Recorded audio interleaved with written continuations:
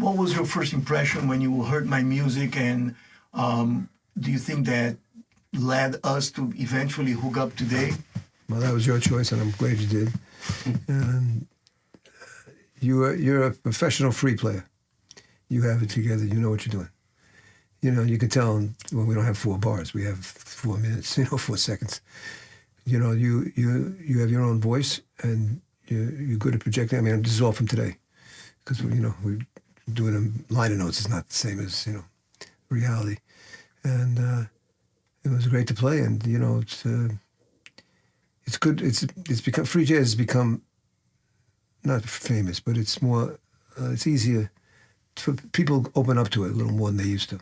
I was, just telling that story about Coltrane and Titans of the tenor sax and how they walked out until he started Favorite Things, and then they came back into it's 2,500 people, It's a hard sell, free jazz, as is Arnold Schoenberg. It's a hard sell. Somebody who does it well, I have a lot of respect for, and I know what it means to do that. I started out with free jazz. We in the lofts, 68, 69, 70, we played all, Ascension was the model. That was the one that we had, me, Brecker, Lenny White, Bob Moses, a lot of cats are still around. And we were hit by Ascension, which really was like very powerful. And so that was kind of the model. You're young, you have a model that you go after. And that was it for a couple of years. And then, it got absorbed by fusion, and there's a whole history here and everything like that. But your age puts you into that area where free jazz was obligatory. You had to do it, and it became more than just, we'll just play a little bit. It became a way to play, which you and some of your partners that you're having on this project know very well. Throughout the years, you played some duos with other fellow saxophonists, correct? Which one? You played with Grossman. Yeah, Grossman was with Elvin Jones. With Elvin Jones, you played with Joe Lovano, Ravi Coltrane. Mm-hmm. So that format, playing with a fellow saxophonist, is something familiar that you feel comfortable with. Oh, I love it. It's great. You bounce off, which we were doing all the whole. And today that was everything. That was the name of the game. Bounce off, bounce in, bounce over, bounce. All different directions. You love playing with a guy on your own instrument because you know something that they know, and no one else knows. Absolutely. So and beyond description. So I always jump at the chance to play with another saxophone player. Sometimes it's easy. Sometimes it's more difficult because they want a trumpet or something like that. But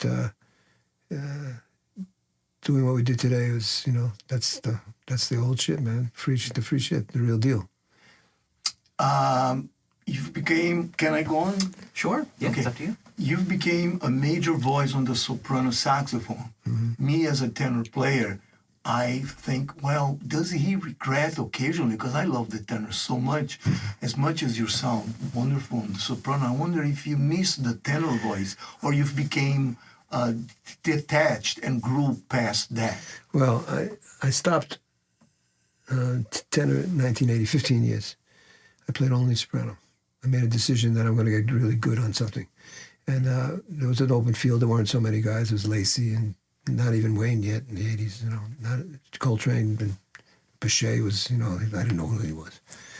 But when I decided to do this, it was with great, what's the word? Not fear, but apprehension about giving up the big horn. What am I going to do when I have impressions? The signature tune of Coltrane, bebop, the 32 bars. How am I going to keep doing that? Because that was a big part of my shtick, was playing like that, with Elvin and with mime. In my case, I was with the guys who did the shit, The soprano is a very particular sound, and it's very special. And I figured I could try to get on it, and I probably could say something that was unique to me. And eventually that happened. Within 2 years, by 1983, the soprano became another instrument. I could finally stay in tune for the most part. I could, do all the pitfalls. I was able to go through them and over them. And so the soprano became more viable as an instrument. And the group Quest with Byrack and McClure and Billy Hart, there I played only soprano, that group, for 8 years. So it was a challenge because I was worried about what I would do for the burning killing, take no prisoners that you hear trained doing on impressions. 20 versions of it available, more or less. So, but I never really imitated anybody on soprano. At least I didn't think about it. Tenor, of course I did. I did my transcription. I did the study of Sonny and Coltrane and Wayne. Those are the three main. It was like I never really sat down and did like a transcription on soprano. I never did it. So when I became known for soprano, it was a little bit of a surprise. But on the other hand, I had put in time, and it was a good decision, good call. The soprano, the tenor, each different saxophone kind of lend itself to a mode of self-expression. That's undeniable because of the physics of the instrument. Do you feel that the music we play today would be somewhat or radically different if you were playing tenor? Maybe some of the moods would be more enhanced. As much intensity as we had today, we could have more if you're playing tenor. Two tenors is Gene Ammons and Sonny Stitt. It's a standby two tenors. Eddie Lockjaw and Johnny Griffin, me and Steve. I think what we played today would have happened anyway, but we maybe would have been more intense even at moments, because the sopranos, you get to the high register, you got to be careful because you can overdo it. The tenor, when you get up to above F, and you use your throat more than that, and there's a little more variety in the upper register of the tenor. The soprano works in the low right hand. That's where the soprano is unmatched for beauty. I mean, Lacey said that. He said people play high and they play this shit. He said, what about the right hand? What about from F down? And it's something to think about when you're playing something like soprano, which is already high. And one of the challenges of soprano is to get rid of the shrieking, screaming, unpleasant music that can easily come out of soprano. One of my guys used to say, Liebman sounds like a pet store on fire. It's funny and true, because there was a period when I was going for the altissimo and soprano relentlessly, and he was referring to. It was my bandmate, that kind of thing. But no, I don't think it would have been substantially different, just maybe intensity level. Okay, good. Please go ahead. Well, I mean, I guess this is a little bit unrelated to the project, but I know one of the things that the producer of the project wanted me to ask you about specifically, which is playing with Miles, and I guess specifically to talk about that in relation to this project, I think would be to talk about some of the things that you've been talking about already, just as far as like your lineage to this point in relation to the soprano. Mm-hmm. But I don't know if you could speak to that time at all. Maybe even since you've already talked a little bit about playing with Steve Grossman and Elvin's band, and like I don't know if you could even talk to the differences in playing in those two bands. Well, first of all, part of the reason I'm not playing tenor today because we moved from Pennsylvania, and I just couldn't carry it and couldn't keep it together. You know what I mean? Because of my condition, and also, I couldn't keep up two instruments in an apartment house where I can't play anyway. So I haven't touched a tenor now since the endemic started. It's a year and a half, And I was enjoying tenor when I came back to it in '95. I was enjoying it, and I had found a thing on it, which I always had a thing. People said, "What are you stopping for?" I said, "I don't have a thing on it." He said, "Hey, you got a thing on it. Listen to this shit. Listen to the others, like who are copying the stuff that you did in the first place." But to be with Elvin, of course, that's Coltrane's drummer, and he was an ocean, universe, earth, everything you could think of that's vast and natural. He was. Besides being a great guy, having a lot of fun, a lot of experience. The guy had a wisdom beyond belief. You can imagine, he'd been through a lot, and that whole generation, they all had to deal with being black, getting paid shit, playing 3 sets for $10. They had a real rough time on how they even did it, the fathers, But that was their lifestyle. They meant it. They found that and they did it. Our generation became more schooled, more intellectual. We could explain the music. I could sit here and give you a primer on many kinds of styles of music and make you feel like you understood something. Because I'm a teacher, so I had to be, and I wanted to be. And so my generation immediately starts out with eclecticism. Free jazz, next minute Bartok, next minute Jimi Hendrix, next minute Coltrane, next minute girls Bulgarian choir, Ravi Shankar, Nasrat Khan, and blah, blah, blah.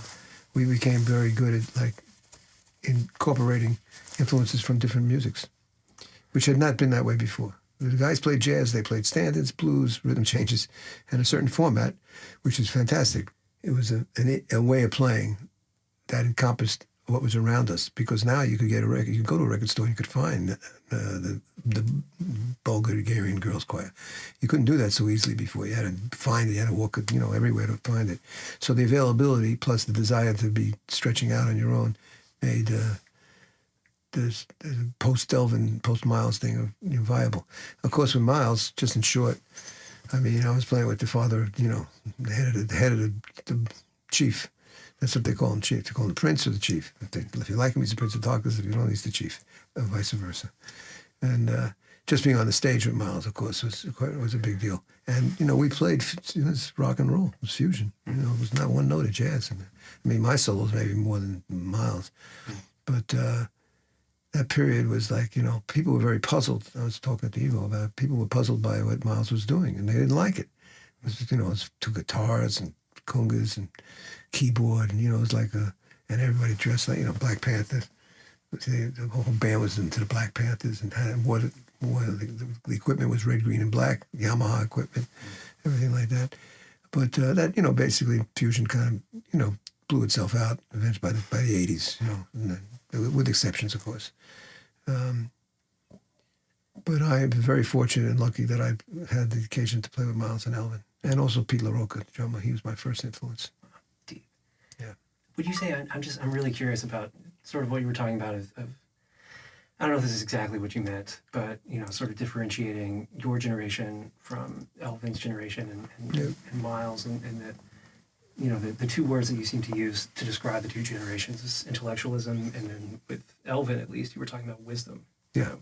And I just think that's such an interesting conceptual thing, and I'm just curious if you feel the same way about Miles as you do about Elvin, like that it was a similar kind of wisdom-driven thing. I mean, Miles had a lot of sides to his personality, and he was tough, and he could be pigeonholed, and some things were tough. On the other hand, he had, he liked me. We had a good time. We spoke as much as he would speak. But he was, Elvin was like, he'd be sitting on the ground with you. You know what I mean? Miles, it wouldn't come up. He was like a superstar in that generation. He was Miles Davis. Everybody wanted to see him once before he died, And what I got out of that, and also soprano, because soprano and trumpet have a lot in common. There's something about the positioning, the speed of the air compared to tenor or alto. And so I picked up a lot of things, ways of thinking that I had not thought of. I was 26 years old. I didn't have that experience. And now finally I go like, what the way he handled that. Think about that, Dave. Take that home for a minute. So I was, able to use what I was learning from the master of the trade. Very lucky for that in that respect.